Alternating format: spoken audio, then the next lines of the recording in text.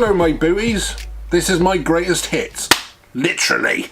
So this video is all about my inability to land. You just saw landing 25, which was almost perfect, unlike landing 12. Run VT. Retard. So let's just talk about the theory of landing first, for those who watch this video and have got no idea what we're talking about here and how difficult it is to land one of these things. So basically you're flying along, your engine's on, and you put more power in, you go up and down, and you decide at a good position, maybe 120 feet, start to go into a landing procedure, and you basically drop your power and suddenly your whole wing will start to swing forward and you'll gradually start to go down. You can look down on the ground and approximate where you're going to land, and if you think you're okay, then you can sort of turn the engine off at say at 50 feet and commit yourself to land. So when you get to about 10 feet above the ground, you just pull a little bit of brake, and that causes the whole canopy to swing back and changes the angle of attack. So you're now getting more lift from your canopy. So it's gradually swinging back, and then as you get to 3 to 5 feet off the ground, you can start to pull more brakes, which again gives you more lift, and the wing then gradually burns off all its energy, all its kinetic energy it's got due to your weight and the fact it can fall, until it gradually loses speed, touch the ground, and you run off the remaining speed. Or maybe if you're really good, maybe you could just land on your feet stationary. It all depends on the wind, your headwind. You always land into headwind, by the way, never a crosswind as you get blown sideways. So yeah, you may run it off. So my problem was that I just was on a brain overload. I just couldn't gauge where the ground was. I was forever flaring far too early. So this is my first landing. You can see here I'm oscillating a little bit. If you watch my hands, I've got my throttle in my left hand and I brake far too much to the right hand at this point, and the whole wing comes over, drags me over. It looks painful, but the wing is taking a lot of the weight. Flight 2, Martin, my flight body, was talking me through this and trying to make little corrections and don't correct too much. Again, I think I flare too early. I'll land on my bum. So flight 3, again coming down quite nicely there. Retard. Crunch.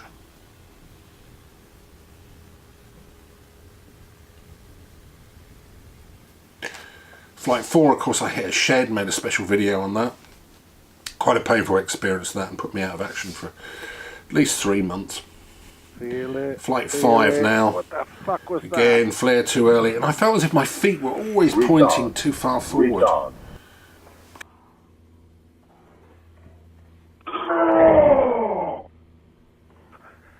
Well, that's more successful than any other landing I've had. So flight 6 this time, flight 6, much the same really. Retard. Flare too early, flare too early. The wing then loses all its energy and I basically get plumped on the ground.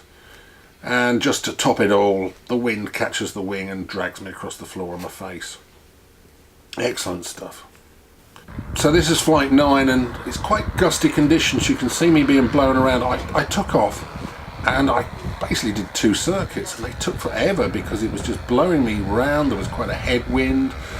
Up until then I'd been quite scared of being rocked about, but it was really a good flight because despite being scared, it just kind of taught me, you know, and here I come into land, and I think just at the last moment a little gust hit me and I kind of fell to bits really and flared far too early, plonked myself down.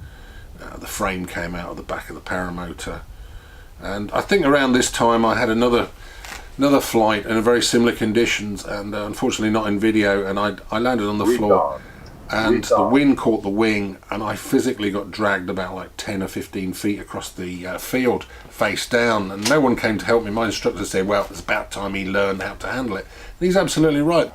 So this brings us to flight 18. Now I've been trying to do lower and lower and lower, go lower and lower, and here I'm flying across the field trying to attempt to do foot drags, and I think I just pulled too much brake here, and the whole wing stalled and kind of dumped me about 10 foot in the air onto the floor. But I kind of felt it hit the kill switch. I landed on my knees. I think it was a bit gusty here, and I just got wobbled at the last minute, flared too early, now lost all kind of power in the wing to glide me down, and basically descended down, dragged sideways. I mean, honestly, what a dickhead. Flight 20, almost landed. I think this was the time we adjusted my harness, because we thought that probably the harness was causing part of the problem. And I almost landed on my feet there, but again, my feet were sticking forward. I just don't know, it was just terrible. And then of course we got flight 21. I was coming in here, I'd got a twisted riser, and oh god, we almost managed it, but we still managed to sink at the last minute and end up on our butt. Again, didn't hurt. So this brings us to landing 22, and hopefully my last worst landing, and again exactly the same thing happened. This is on the same day. Almost got there, look, oh, stumbled, and we land on our knees. We brought it down to the side though, the wing came down to the side. Yeah, flight 24, here we go, and this was at the start of the video, wasn't it? Here we go, beautiful, flaring in, not correcting, and just flaring at the last minute, landing on her feet, remembering the wings above, keep the momentum going so the wing's still flying, and then bring it down, controlled. And I practiced this so many times in ground handling. In conclusion, what did we learn? First thing I'd say is timing's difficult. That perception of when to start flaring as the ground comes towards you. You know, Martin, my flying buddy, who's flown a few things, he once said to me when I first started, he said, you know what, this sport's really scary as you come into land.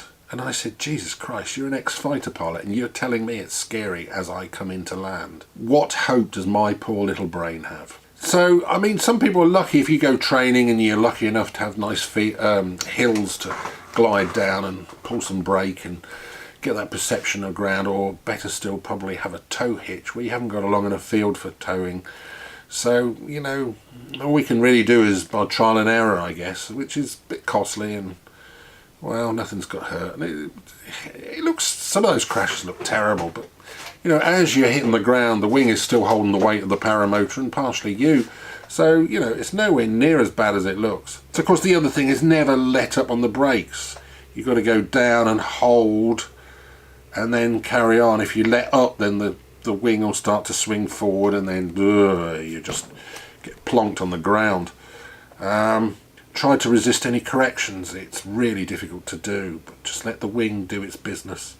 And yeah, timing, it's all about the timing. It's great to set up a video, of course, because you can then look at what you did wrong, go in slow motion and try and think about, you know, correcting it next time round.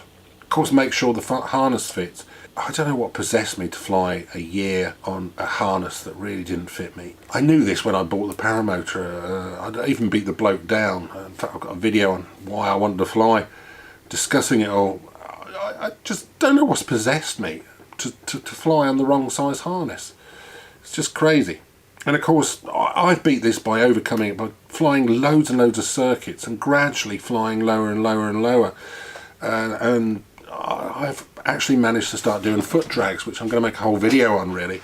And as my instructor says, you know, and this, you know, when you want to go lower and lower, start off at 100 feet and then 50 feet and then 20 feet and then 10 feet and gradually lower it down in sections and get a feel for the way the brakes work and how to control the whole thing. And of course, unlike other forms of flight, you don't have an instructor sitting beside you where you can say, I'm sorry, I'd much rather you land this, or they can say, well, it's really gusty conditions, or the conditions are a little bit beyond your experience. I'll land it for you. In this sport, you actually have to land it yourself. Overcome your fear and yeah, just don't panic. Smooth actions. good timing. Be sensible. Be sensible. Be sensible. Be sensible. Be sensible. Be sensible. Be sensible. Be sensible. Be sensible. Be sensible. Be sensible.